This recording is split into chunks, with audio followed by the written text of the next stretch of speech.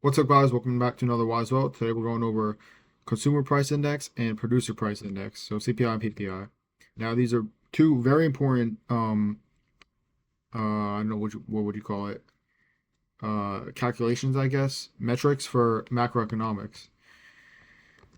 Now, first we got the CPI, the Consumer Price Index. Well, what is this? It's basically just a measure of the monthly change in prices that are paid by consumers, people like you and me, for goods. Now it's calculated as a weighted average of the price for a basket of goods. Now I'll make another video about, basket of goods, all that. But essentially a basket of goods is just, well, it's essentially what it says. A basket of goods. It's like a group of goods that relate to each other. Now this measures inflation and deflation. And how is it measured? Well, the U.S. Bureau of Labor Statistics, or the BLS for short, if you want to call it that, they collect quotes from retailers around the country from the price of goods, how much is paid for the goods. And what is part of CPI? Well, we have fees, sales, and excise taxes. Those are all included in CPI. But income tax and the price of investments is not included in CPI, so that's important to know.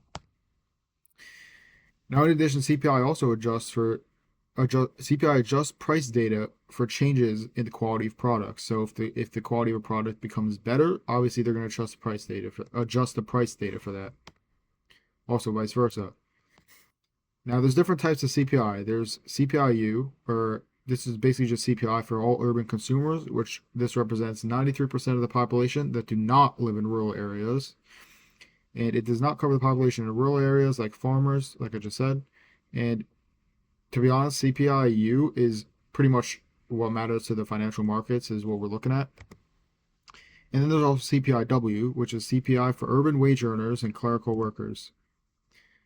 Now, this only covers 29% of the population who live in households who receive income from hourly wage or clerical employment.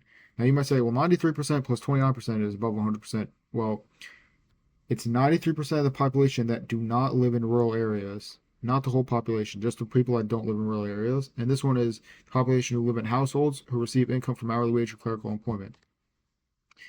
Now, CPI-W is used to adjust Social Security payments and or shift federal income tax brackets. What's the formula to calculate the CPI? Well, it's basically annual CPI is equal to the value of the market basket in the current year divided by the value of the market basket in the prior year, and you take that number and you times it by 100 because it should be a percentage. Now, from this, you can calculate the inflation rate. And the inflation rate is just the new CPI minus the prior CPI divided by the prior CPI times 100 because it's expressed in a percentage. Now, the inflation rate can also be reported as an annual or a monthly rate. And like I said, it's expressed as a percentage. So you might see a 4% annual inflation rate. Then, based on whatever the inflation rate is, the Federal Reserve uses expansionary or contractionary monetary policy to reach the target inflation rate, which is I'm pretty sure it changes like every. It's not a set rate, is what I'm saying, but there's a target inflation rate that the Fed is going to either try to lower the inflation rate or raise the inflation rate using monetary policy. I don't believe I made a video on that. I know I went over some parts of it. I think it might have been in the banking video, but that's essentially what it is. There's multiple ways they can use monetary policy to reach the target inflation rate. Now, in addition to CPI, we have PPI. Well, if CPI is Consumer Price Index, PPI is just Producer Price Index. And what is this? Well, it's the measure of the average change over time in prices of domestic produce in the price.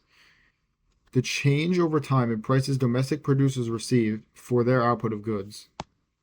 And this measures inflation at a wholesale level from like a business perspective, not from the consumer perspective. How is this measured? Well, the BLS collects quotes from producers around the country, just like they collect quotes from retailers. How is it calculated? Well, you just take the average weighted price in the current month and year, and you divide it by the average weighted price in the base month and year, and then you times that by 100, because again, it has to be expressed as a percentage. Now, when we say base month and year, that's just a given year, and then you base everything off of that. The categories of PPI, there's three of them. So we have industry level classification, which is where indexes for producer prices received in each of more than 500 industry categories based on output sold outside of the said industry, right? So industry level classification includes indexes for producer prices that are sold outside of the industry. Now we have commodity classification, which just disregards the producer's industry. It doesn't matter what industry the producer's in.